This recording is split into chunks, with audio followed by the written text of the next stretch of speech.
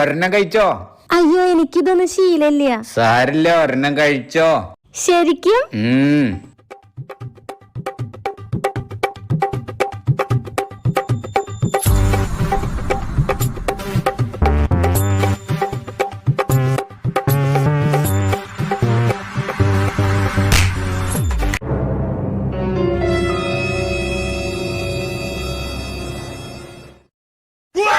ഞാൻ ആരെ വീട്ടിലെ മഹാറാണി. അപ്പൊ ഡാൻസ് കളി പച്ചില്ലാതാ കളിക്കടാ.